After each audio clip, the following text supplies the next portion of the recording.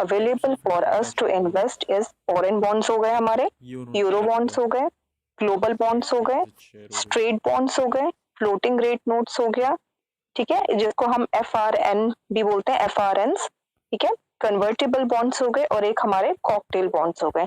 ये different types of international bonds हैं जो हमारे लिए अवेलेबल है इंटरनेशनल फाइनेंशियल मार्केट में। ओके, ठीक है। अब शॉर्ट और मीडियम टर्म इंस्ट्रूमेंट्स जो कि इंटरनेशनल फाइनेंशियल मार्केट में अवेलेबल हैं वो हमारे यूरो नोट्स हो गए, यूरो कमर्शियल पेपर हो गए, मीडियम टर्म यूरो नोट्स हो गए। Screen is visible to everyone? Yes ma'am. Yes ma'am. और अदर जो फाइनेंशियल इंस्ट्रूमेंट्स होते हैं वो हमारे ADR और GDR हुआ। ADR का मतलब अमेरिकन डिपॉजिटरी रिसिप्ट होता है, GDR का मतलब ग्लोबल डिपॉजिटरी रिसिप्ट होता है। ये क्या होता है मैं भी अभी आपको समझाऊंगी, ठीक है। तो हमारे पास जो है इंटरनेशनल बॉन्ड्स जो है वो हमारे पास अवेलेबल है, फॉरेन बॉन्ड्स हो गया, यूरो बॉन्ड्स हो गए, global bond, straight bond, floating rate notes, convertible bonds and cocktail bond, ठीक है। Short and medium term instruments में हमारे यूरो नोट्स आ गए, यूरो कमर्शियल पेपर हो गए, मीडियम टर्म यूरो नोट्स हो गए, और अदर्स में हमारे ADR और GDR। ADR means American depository receipt, GDR means global depository receipt, ठीक है। सबसे पहले बात करेंगे फॉरेन बॉन्ड्स और यूरो बॉन्ड्स क्या होते हैं, ठीक है। देखो, फॉरेन बॉन्ड्स का मतलब आपको कभी भी पता होगा कि कभी भी हम अगर शेयर इशू करते हैं, बॉन्ड इशू करते हैं, तो हमें एक अंडर राइटर की रिक्वायरमेंट होती है। Any one of you know under writer?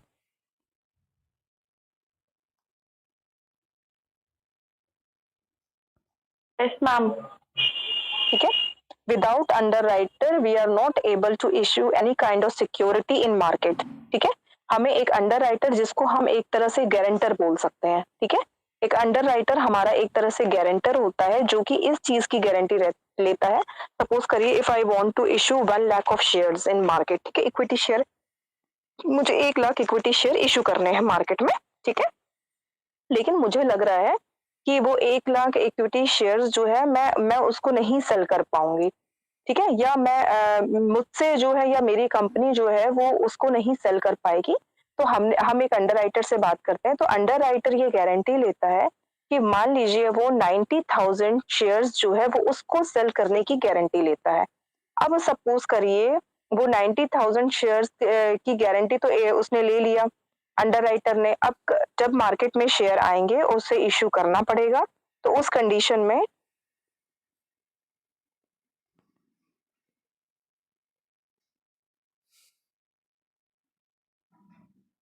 ठीक है, उस कंडीशन में क्या होता है कि वो जो 90,000 शेयर की गारंटी अंडर राइटर ने लिया है वो उसके अकॉर्डिंग जो है वो 90,000 के लिए मैं निश्चिंत हो गई। अब बस मुझे जो है मतलब मैं टेंशन फ्री हो गई।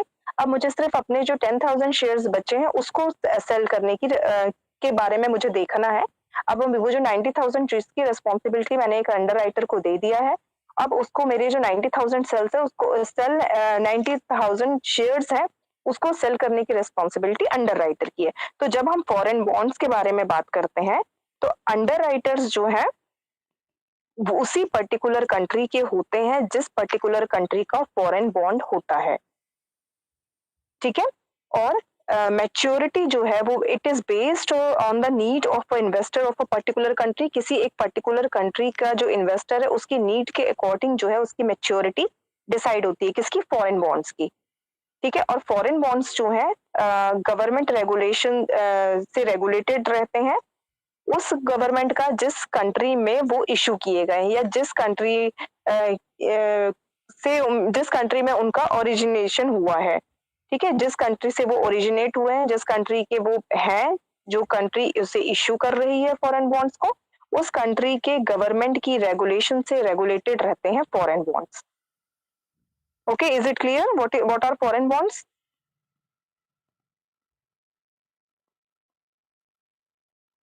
Yes ma'am. ठीक है। फॉरेन बॉन्ड्स वो बॉन्ड्स होते हैं जो जिस कंट्री में लिखे जा रहे हैं, इशू किए जा रहे हैं, इशू तो उस पर्टिकुलर कंट्री में नहीं ऑल ओवर द वर्ल्ड में इशू करे जा रहे हैं, लेकिन जिस कंट्री में उनका ओरिजिन है जहाँ से ओरिजिनेट हुए हैं वो कंट्री जो है उसका वो अंडर राइटर वही पर्टिकुलर कंट्री होगी।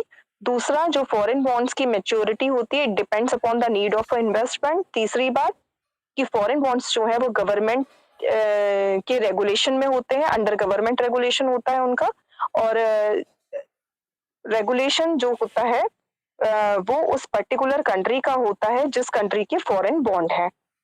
Okay, is it clear?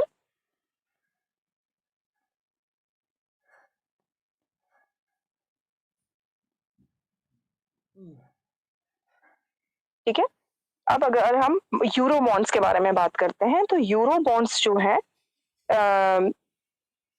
Euro bonds में जो अंडर राइटर है, ठीक है, वो जरूरी नहीं है कि उसी कंट्री का हो जिस कंट्री के यूरो बॉन्ड्स है। यूरो बॉन्ड में जो अंडर राइटर होता है वो डिफरेंट डिफरेंट नेशंस के या डिफरेंट डिफरेंट कंट्री के होते हैं। ठीक है, मतलब ऐसा नहीं है कि जिस कंट्री में इशू करा गया है उसी पर्टिकुलर कंट्री के ही अंडर राइटर जो है वो यूरो बॉन्ड्स के लिए अंडर राइटर बनेंगे, ऐसा नहीं है। एक ये बोल सकते हैं मल्टी नेशनैलिटी जो है या डिफरेंट डिफरेंट कंट्री के डिफरेंट डिफरेंट कंट्री जो है इसमें अंडर राइटर बन सकती है, किसमें? यूरो बॉन्ड्स में।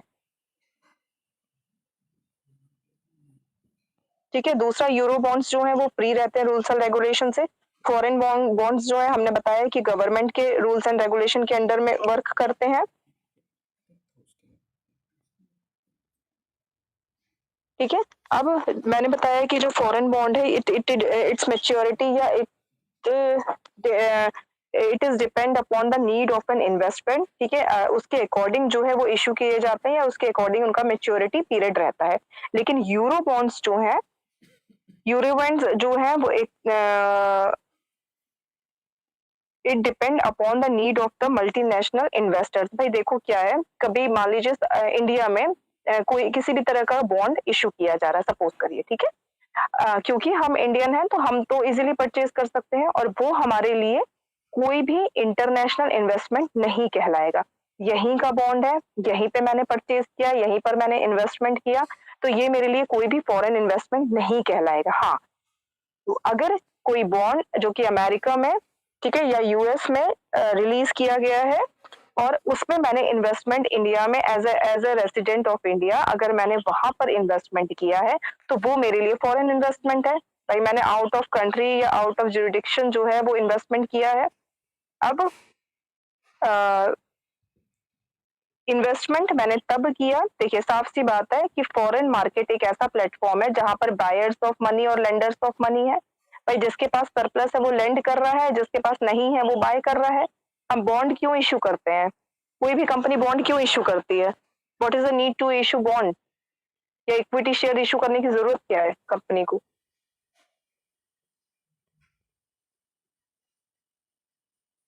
Any one of you? What is the need to issue different types of securities? Fund raise करने के लिए।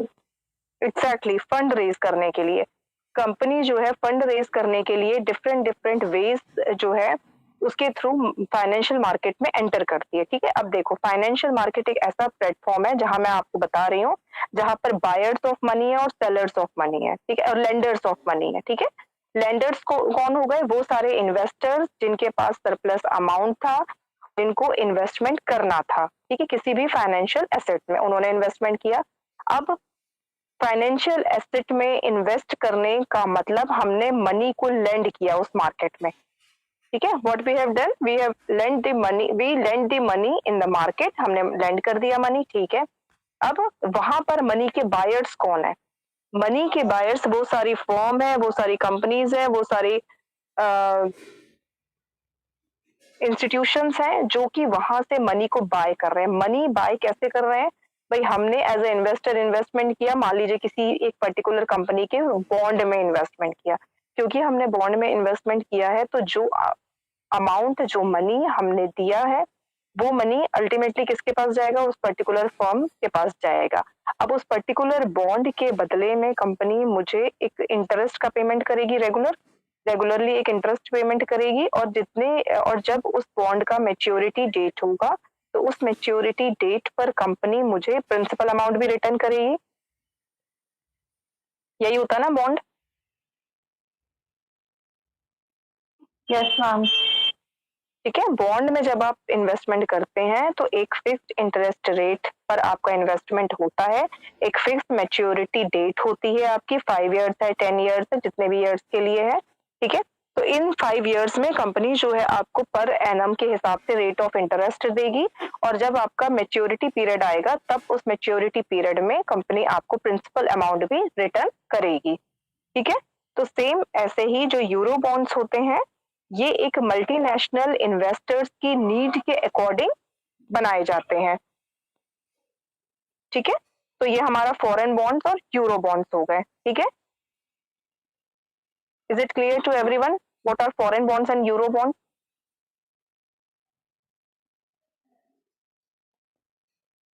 Yes ma'am. Yes ma'am. ठीक है, now next is global bonds. Global bonds जो है फर्स्ट टाइम इशू किए गए थे 1989 में, वर्ल्ड बैंक ने इशू किया था। ठीक है, फिर कंपनीज इशू करने लगी। पहले स्टार्टिंग में सिर्फ जो 7 कंट्रीज थे या 7 कंट्रीज की करेंसी जो थी वो ही ग्लोबल बॉन्ड्स के उसमें इंक्लूडेड थी।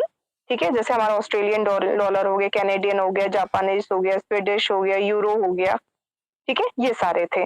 अब फिर ग्लोबल बॉन्ड्स जो है वो बॉन्ड्स होते हैं जो ग्लोबल, जैसे कि हमें नाम से ही समझ में आ रहा है कि ये जो है एक यूरो मार्केट में और अदर मार्केट में साइमल्टेनियसली इशू किए जाते हैं।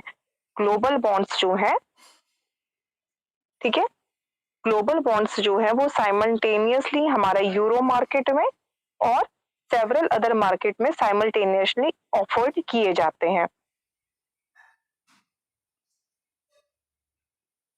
ठीक है, दूसरा जैसे यूरो बॉन्ड है। ठीक है, यूरो बॉन्ड में क्या था कि उस पर्टिकुलर कंट्री की करेंसी के अकॉर्डिंग ही जो है हम मतलब डिफरेंट डिफरेंट मल्टीनेशनलिटी करेंसी या मल्टीपल करेंसी में हम यूरो बॉन्ड को इशू करते हैं। लेकिन जो ग्लोबल बॉन्ड्स होते हैं, जिस कंट्री में इशू किए जा रहे हैं उसी कंट्री की करेंसी के अकॉर्डिंग ग्लोबल बॉन्ड इशू किए जाते हैं।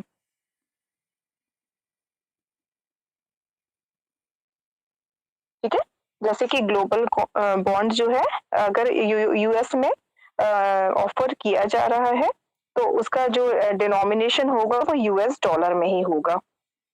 ओके, यूरो बॉन्ड्स बताया मैंने, underwritten by an international, इसमें मल्टीपल करेंसी का वो रहता है या मल्टीनेशनलिटी की बात रहती है यूरो बॉन्ड में। ठीक है, साइमल्टेनियसली जो है बहुत सारे इन्वेस्टर्स को डिफरेंट डिफरेंट कंट्रीज में इशू किए जाते हैं। ठीक है, यहाँ पे क्योंकि मल्टीनेशनलिटी की बात आती है तो it is issued outside the jurisdiction of any single country, भाई क्योंकि मल्टीपल करेंसी और मल्टीपल कंट्री की बात आती है तो डिफरेंट डिफरेंट कंट्री में इशू किया जाता है। इसमें जो है कोई भी एक रेगुलेटरी बॉडी नहीं होती है, या ये नहीं बोल सकते कि हम कि ये रजिस्टर्ड रहते हैं किसी रेगुलेटरी एजेंसी में, नहीं। ठीक है, इनके ऊपर बहुत ज्यादा रूल्स एंड रेगुलेशन या गवर्नमेंट का रेगुलेशन नहीं रहता है। यूरो बॉन्ड्स जो है वो कूपन पेमेंट्स एनुअली करते हैं। ठीक है, और एक बड़े यूरो बॉन्ड्स जो है बड़े साइज में इशू नहीं ऑफर्ड किए जाते हैं साइमल्टेनियसली अलग अलग कंट्रीज में, बहुत सारी कंट्रीज में एक टाइम पर ही यूरो बॉन्ड्स जो है वो इशू किए जाते हैं। ठीक है, next is hour straight bond.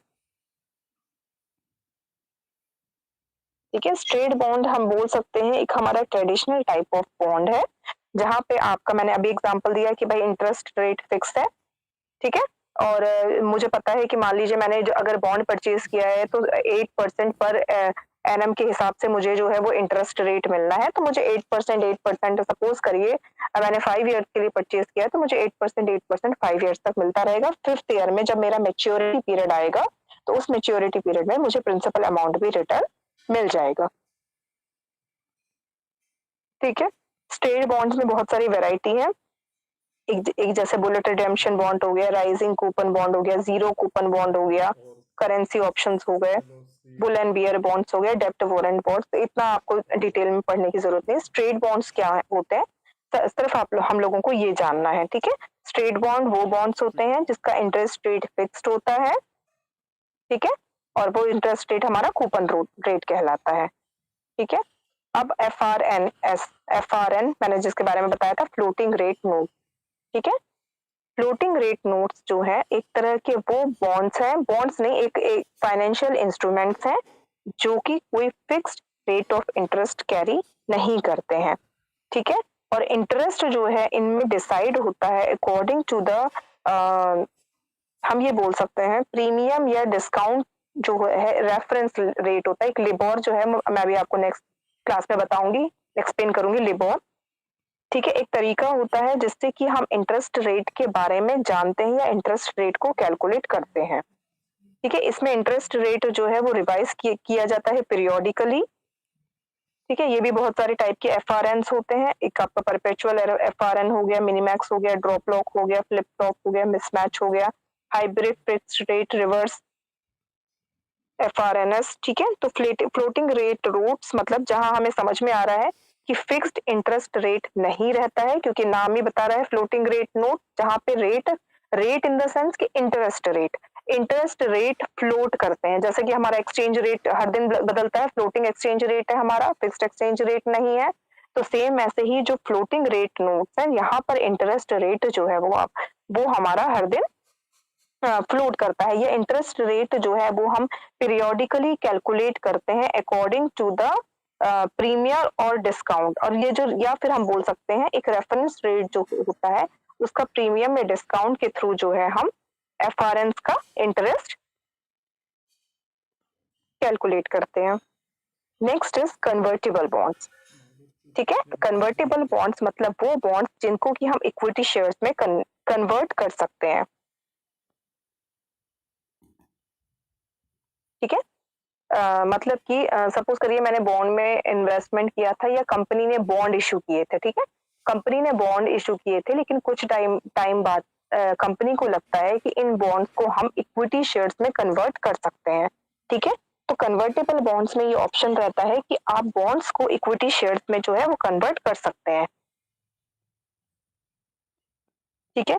कुछ कन्वर्टेबल बॉन्ड्स ऐसे होते हैं जिसमें कि डी अटैचेबल वारंट्स होता है, जिसमें एक्विजिशन किया जाता है राइट का। जैसे हम सपोज करिए if we are equity shareholders of any company और एनी फर्म, किसी भी फर्म के अगर हम इक्विटी शेयर होल्डर्स हैं, तो equity shareholders are called the owners of a company. सभी लोगों ने सुना ये चीज, equity shareholders are called the owners of a company, they have right on particular company. Yes ma'am, ठीक है, यस मैम, होता है ना, बाई बोर्ड ऑफ मीटिंग्स में उन्हें इनवाइट किया जाता है, उनके पास ये बोला जा सकता है कि they are the owners of a company, भाई वो कंपनी के ओनर्स कहलाते हैं, उनका कंपनी के ऊपर राइट है, उन्हें बोर्ड ऑफ मीटिंग्स की जानकारी दी जाती है, उसमें उनको इनवाइट किया जाता है, ठीक है। तो ये जो है कन्वर्टेबल बॉन्ड्स, ठीक है। तो यहाँ पे कुछ ऐसे कन्वर्टेबल बॉन्ड्स होते हैं जिनमें कि डी अटैचेबल वारंट्स होते हैं जो कि रिक्वायर्ड होते हैं राइट को एक्वायर करने के लिए या अपने राइट को देखने के लिए। Okay, next is cocktail bonds, ठीक है। कॉकटेल बॉन्ड्स का मतलब जहां पे बहुत सारा मिक्सचर ऑफ करेंसीज, मतलब मान लीजिए 4 to 5 करेंसीज के बारे में बात करते हैं, ठीक है। एक एवरेज सपोज करिए 5 करेंसीज जो है, 5 करेंसीज का हमने वेटेड एवरेज निकाला। एवरेज हम कैसे निकालते हैं, मान लीजिए 5 करेंसीज को हमने अलग अलग देखा कि इंडिया की करेंसी हो गई, मान लीजिए US की करेंसी हो गई, फिर जापान की हो गई, चाइना की हो गई, ठीक है। ये पांच करेंसीज को मान लीजिए मैंने ले लिया, ये 5 करेंसीज का मैंने एवरेज निकाला, ठीक है। और एवरेज जो है वो मैंने डिनोमिनेशन में जब हम करेंसीज को रखते हैं तो मैंने यहाँ पे वेटेड एवरेज ऑफ 5 करेंसीज को लिया, ठीक है। अब इसमें क्या रहता है कि देखो डाइवर्सिफिकेशन एक टर्म मैंने आपको स्टार्टिंग में समझाई थी, व्हाट इज डाइवर्सिफिकेशन।